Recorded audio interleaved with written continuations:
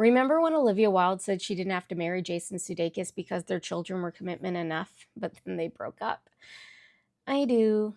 It was 2011. For some reason, James Franco and Anne Hathaway hosted the Oscars. Oprah bid adieu to TV after 25 years. Maroon 5 had moves like Jagger, and 26-year-old Olivia Wilde met 34-year-old Jason Sudeikis at the Saturday Night Live season finale party. Olivia thought Jason was charming and a great dancer. She said that both were seeing other people but were technically single. She was learning to be by herself when Jason walked over and said, "Whatever you're looking for, you don't need it," and walked away.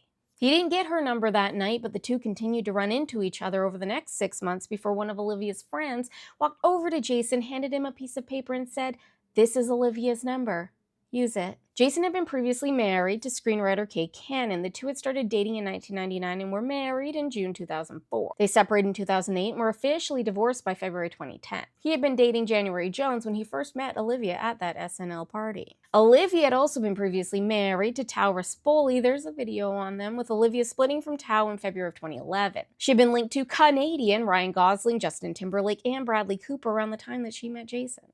Even though Jason had her number in hand, he still didn't text her for another month. His perceived hard-to-get non-committal act really reeled Olivia in. And while she thought he was just being aloof, he was being told by her not-so-good female friends that she was seeing someone else. It wouldn't be until November of that year that they would go on their first date. Olivia thought he wouldn't be interested, that she wasn't beautiful enough, that he was too funny, too smart, too cool for her to be a contender. They ended up shutting down the restaurant they were at, talking until 2 a.m., with Olivia saying that he wasn't overly flirtatious. He didn't even kiss her that night. But she was already madly in love. Jason would wait until their fourth date to finally make a move. The pair made their public debut as a couple that December at a University of Kansas Jayhawks game. By October 2012, the pair were living together, with Olivia relocating from LA to New York City. That same month, she revealed to an audience of people that she was blissfully, hopelessly, wildly in love, and that they held hands, which I guess was crazy because she told the audience that she never effing holds hands. She also compared their activity in the bedroom to that of Kenyan marathon runners, which there are some things that we can keep to ourselves. Jason joined Olivia in Rome that month while she was on location filming The Third Person, where they smooched and shared a bottle of wine at dinner. The pair rang in 2013 with Jason asking for Olivia's hand in marriage with a vintage 1920s engagement ring. 3 months later, she revealed that she wanted a family with Jason and that she hadn't previously experienced looking at someone and thinking that she'd like to raise children with them. And if you're wondering if it was only Olivia gushing over Jason in the media, he did say that July that his recent weight loss was due to being happy and in love with the sweetest woman he's ever known. That August, Jason visited Olivia on the set of her film Drinking Buddies and got wrangled into improvising as her boss for the movie. 2 months later, Olivia revealed that they had another collab in the works, this time of the fetal variety. They welcomed son Otis in April of 2014. Now, despite collabing on a human, Olivia revealed that September that they weren't quite ready to walk down the aisle yet. They just hadn't had time to put anything together, and hey, a kid is a bigger commitment than marriage. Depends on who you talk to, really. Jason celebrated his 40th birthday in 2015, and Olivia commemorated it with a post saying he's the loveliest man she's ever known. By 2016, the pair still hadn't walked down the aisle, with Olivia stating that they were seriously connected and that before you have a child, marriage is the ultimate commitment and promise to one another. And then once you have a child, it's like, oh, we're committed and promised already. But I'm pretty sure people get knocked up after one-night stands.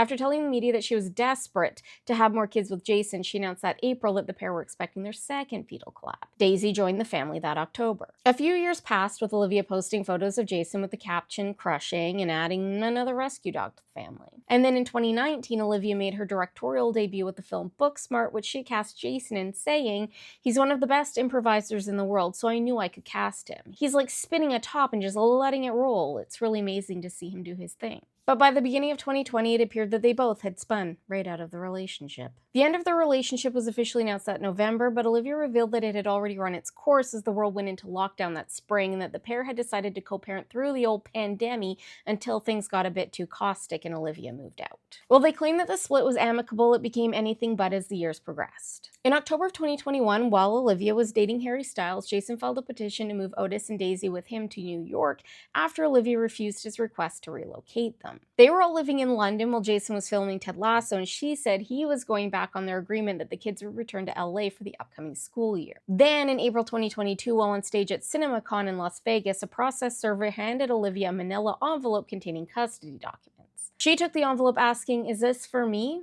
Onlookers said that they thought it was something about her presentation and didn't really think much of it. But then Olivia claimed that Jason was trying to embarrass her professionally and filed for custody in LA. Jason claimed that he didn't know that the papers were going to be served to her at that event. He just didn't want them served to her at home with Harry in case the kids were there. Maybe it was just the easiest place for the process server to find her. I mean, if I was a process server, I'd be looking up celebrity schedules. That's how I'd find them. Maybe they should have just gotten a photographer from Backgrid to do it.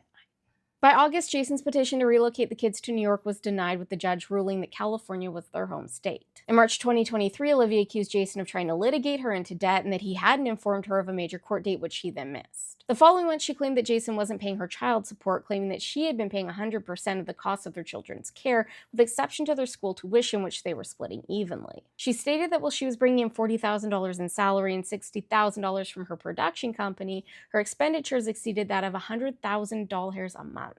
While she had $640,000 in savings and $10 million in other assets, she believed that Jason had far more income than her, but that she'd have to spend another $100,000 on a forensic accountant to obtain the financial information that Jason refused to hand over. She also requested that he pay her $500,000 to cover her lawyer's fees, which apparently is standard in California if one party makes substantially more than the other.